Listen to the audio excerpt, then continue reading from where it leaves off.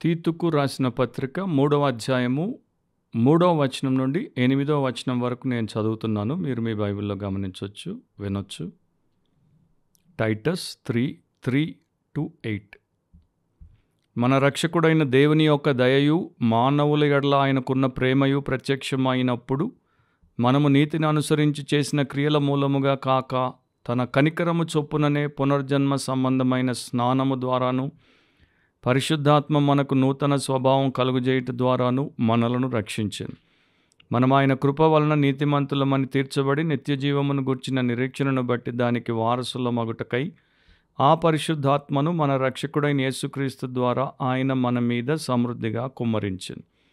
ఈ మాట నమ్మదగినది కనుక దేవుని యందు విశ్వాసముంచిన వారు సత్క్రియలను శ్రద్ధగా చేయుటయందు మనస్సుంచునట్లు నీవి సంగతులను గూర్చి దృఢముగా చెప్పుచుండవలనని కోరుచున్నాను.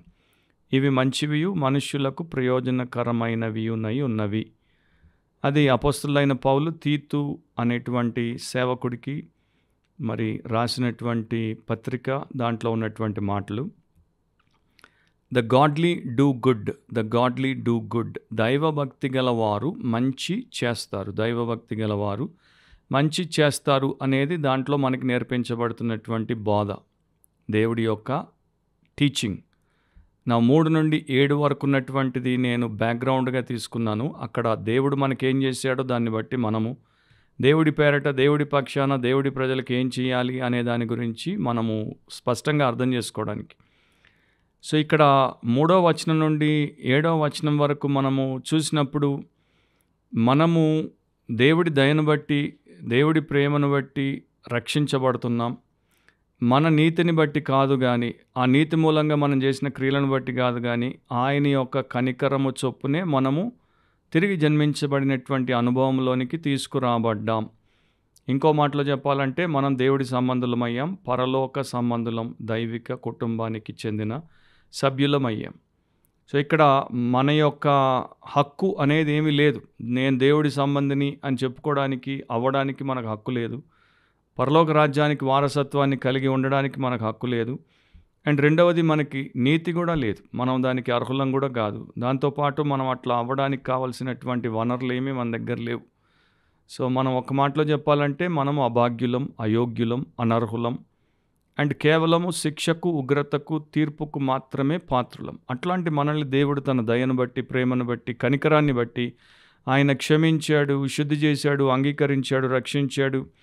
అండ్ దాంట్లో ఆయన చేసినటువంటి మరో గొప్ప కార్యం ఏంటంటే నీతిమంతులుగా తీర్చాడు. ఆయన కృప ద్వారా నిత్య జీవాన్ని గుర్చినటువంటి నిరీక్షణ ఇచ్చాడు, వారసులుగా చేశాడు, పరిశుద్ధాత్మను మన మీద సమృద్ధిగా కుమ్మరించాడు. ఇంత గొప్ప కార్యము దేవుడు ఏ వ్యక్తిలోనైనా చేస్తే, అంటే ఏ వ్యక్తిలోనైనా దేవుడు ఇంత పెట్టుబడి పెడితే, ఇంత ఇన్వెస్ట్మెంట్ చేస్తే దాని వెనకాల ఒక పర్పస్ ఉంటుంది, ఒక ఉద్దేశం ఉంటుంది. మనం కన్న బిడ్డల కోసమే మనం కొంత ఖర్చు పెట్టి వారిని చదివించి వారిని స్థాయికి తెస్తే మనం చాలాసార్లు, అంటే అందరూ కాకపోయినా ఎక్కువ శాతం మంది అంటుంటారు, నేను నీకు ఎంత ఖర్చు పెట్టానో తెలుసా, నీ మీద ఎంత పెట్టుబడి పెట్టానో తెలుసా. మామూలుగా అన్యులు వారి కుమారులను బీటెక్, ఎంటెక్ లేకపోతే డిగ్రీ చేయించి డాక్టర్గా చేయించిన తర్వాత కట్నం తీసుకోవడానికి వచ్చినప్పుడు ఏమంటుంటారు, నేను నీకోసం 50 లక్షలు ఖర్చు పెట్టి కనీసం 1 కోటి రూపాయలైనా కావాలి, నీకోసం 1 కోటి రూపాయలు ఖర్చు పెట్టి నేను కనీసం 2 కోట్లైనా తీసుకుంటా. అంటే నేను ఇంత పెట్టుబడి నీ మీద పెట్టింది రాబడి కోసం అన్నట్టు ఆ తల్లిదండ్రులే డైరెక్ట్గా చెప్తున్నారు. ఇక్కడ దేవుడు అట్లేం చెప్పట్లేదు. కానీ దేవుడు ఏం చేస్తున్నాడంటే, నా ద్వారా మేలు పొందినటువంటి వీరు, నా ద్వారా మంచిని చవి చూసినటువంటి మీరు దానిని ఇతరులకు కూడా పంచేవారిగా, పంపిణీ చేసేవారిగా ఉండుట దైవ చిత్తము, లేకపోతే దైవ సంకల్పం. 8వ వచనంలో ఈ మాట నమ్మదగినది కనుక దేవుని యందు విశ్వాసముంచిన వారు, విశ్వాసులు మాత్రమే, రక్షించబడినటువంటి క్రైస్తవ విశ్వాసులు మాత్రమే సత్క్రియలను శ్రద్ధగా చేయుటయందు మనస్సుంచున్నట్లు అని చెప్తున్నాడు. సో నీవి సంగతులను గూర్చి దృఢముగా చెప్పుచుండవలనని కోరుచున్నాను. సో తీతు సంఘస్థులందరికీ దృఢముగా, బలముగా, మరి నిరంతరము బోధించాల్సినటువంటి అంశం ఏంటి? దేవుని యందు మీకు విశ్వాసం ఉంది కదా, మరి మీరు సత్క్రియలను చేయండి, శ్రద్ధగా చేయండి, అట్లా చేయడానికి మనసు పెట్టండి. ఇంగ్లీష్లో ఎట్లా ఉంటుందంటే, ఇంగ్లీష్లో ఒక వర్షన్లో చక్కగా రాయబడింది, be careful to maintain good works. Be careful to maintain good works. మంచి క్రియలు, సత్క్రియలు, ధర్మ కార్యాలు, ఉపకారములు ఇవి మీ లైఫ్లో నిరంతరము కొనసాగునట్లు మీరు చూసుకోండి. ఏ స్థాయిలో చేస్తారు? మీ స్తోమత ఎంత, అది మీకు దేవుడికి మధ్యలో, కానీ చేసేవారిగా ఉండండి. నది పెద్దదిగా ఉంటుంది, మంచి తాజా నీటిని ఇస్తుంది. సెలయేరు ఒక మోస్తారు, మంచి తాజా నీటిని ఇస్తుంది. చిన్న నీటిపాయ చిన్నది అయినా మంచి తాజా నీటిని ఇస్తుంది. ఊట అక్కడ ఒక చోట ఉబుకుతూ ఉంటుంది, అయినా మంచి తాజా నీటిని ఇస్తుంది. దేనికి ఎంత స్తోమత ఉందో అంత, దేని స్థాయి ఎంతో అంత, అవన్నీ మంచి చేస్తున్నాయి. సో ఇది దేవుడు తన ప్రజలకు చెప్తున్నటువంటి ఒక ఆదేశం. సంఘముగా, క్రైస్తవ విశ్వాస సమాజముగా వచ్చినటువంటి ప్రతి ఒక్కరు నేర్చుకుని శ్రద్ధగా ఆచరించాల్సినటువంటి ముఖ్య విషయం. 2 కొరింథీ 9:6-9 వరకు ఇట్లా రాయబడి ఉంటుంది. కొంచెముగా విత్తువాడు కొంచెముగా పంట కోయును, సమృద్ధిగా విత్తువాడు సమృద్ధిగా పంట కోయును అని ఈ విషయమై చెప్పవచ్చును. సనుగు కొనకయు బలవంతముగా కాకయు ప్రతివాడును తన హృదయంలో నిశ్చయించుకున్న ప్రకారం ఇయ్యవలెను. దేవుడు ఉత్సాహముగా ఇచ్చువారిని ప్రేమించును. ఇది కేవలం ధనానికి మనము అప్లై చేస్తాం, అది బిబ్లికల్గా కరెక్ట్. కాకపోతే కేవలం ధనానికి మాత్రమే ఆ ప్రిన్సిపల్ అప్లై చేయాల్సిన అవసరం లేదు. మంచి చేసే విషయంలో కూడా ఇదే ప్రిన్సిపల్ మనం అప్లై చేయొచ్చు. అండ్ అట్లాంటి దాతృత్వం కలిగినటువంటి వారికి దేవుడు ఏం చేస్తాడో 8వ వచనంలో చెప్తాడు. మరియు అన్నిటి యందు ఎల్లప్పుడును, ఇది అండర్లైన్ చేయండి, అన్నిటి యందు ఎల్లప్పుడును మీలో మీరు సర్వ సమృద్ధి గలవారై ఉత్తమమైన ప్రతి కార్యము, ఇది కూడా అండర్లైన్ చేయొచ్చు, ఉత్తమమైన ప్రతి కార్యము చేయుటకు దేవుడు మీ ఎడల సమస్త విధములైన కృపను విస్తరింప చేయగలడు. అంటే నేను సహాయం చేయాలనుకుంటున్నాను ప్రభువా, ఉపకారం చేయాలనుకుంటున్నాను ప్రభువా, నేను మంచి చేయాలనుకుంటున్నాను ప్రభువా, మేలు చేయాలనుకుంటున్నాను ప్రభువా, సత్క్రియలు నిరంతరము చేయాలనుకుంటున్నాను, కానీ నాకు అంత స్తోమత లేదు, నాకు అంత స్థాయి లేదు, నాకు అంత ఆదాయం లేదు అనేవారికి సర్వసమృద్ధి గలవారి ఉత్తమమైన ప్రతి కార్యము చేయడానికి దేవుడు మీ ఎడల సమస్త విధములైన కృపను విస్తరింప చేస్తాడని చెప్తున్నాడు.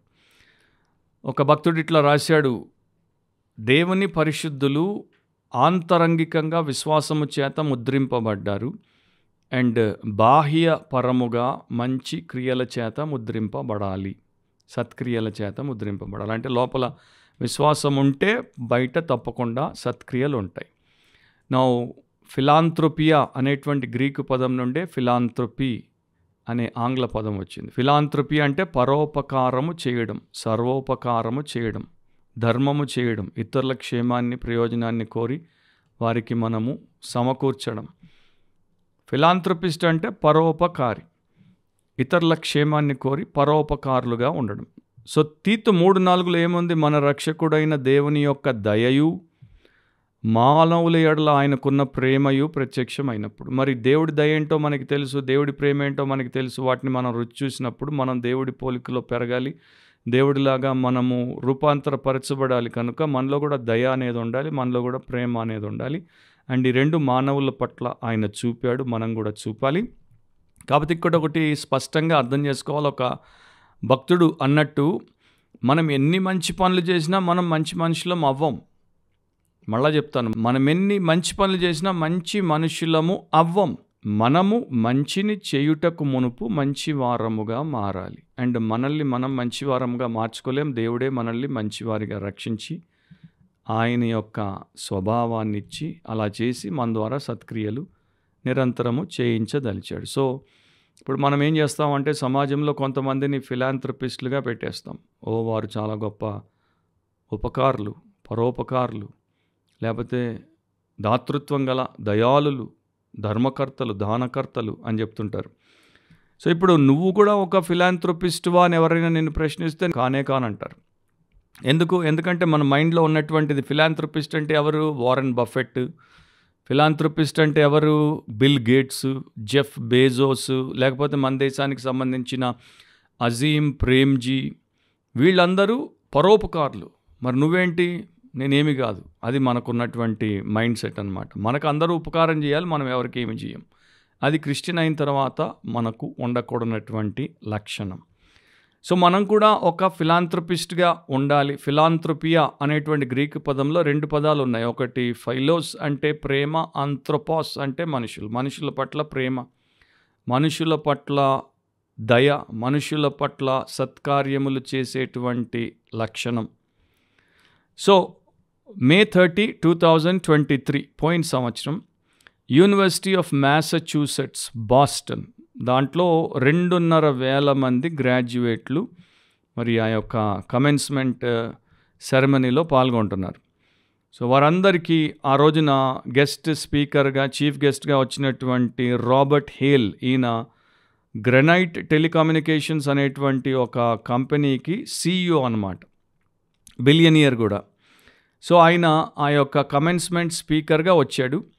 మరి ఆయన అక్కడ ఉన్నప్పుడు అక్కడ ఛాన్సలర్, యూమాస్ బాస్టన్ అంటారు దాన్ని, university of Massachusetts Boston chancellor Marcelo Suarez Orozco మరి డిప్లొమాస్ని ఇవ్వడానికి సిద్ధపడుతున్నప్పుడు రాబర్ట్ హేల్ ఆపి ఆయన తన యొక్క స్టాఫ్తో 2,500 మంది విద్యార్థులకు ఒక్కొక్కరికి $1,000 నగదు 2 కవర్లలో పెట్టి ఇచ్చాడు. ఒక కవర్లో $500, ఇంకొక కవర్లో $500. ప్రతి విద్యార్థి 2,500 స్టూడెంట్స్కి 2 కవర్స్ వర్త్ $1,000 ఇచ్చాడు. ఇచ్చి ఇట్లా చెప్పాడు, అది వారి యొక్క 55th అండర్ గ్రాడ్యుయేట్ కమెన్స్మెంట్. వారిని మెచ్చుకున్నాడు. మెచ్చుకున్న తర్వాత వారికి ఇట్లా చెప్పాడు, మీకందరికీ $1,000 ఇస్తున్నాను గిఫ్ట్గా.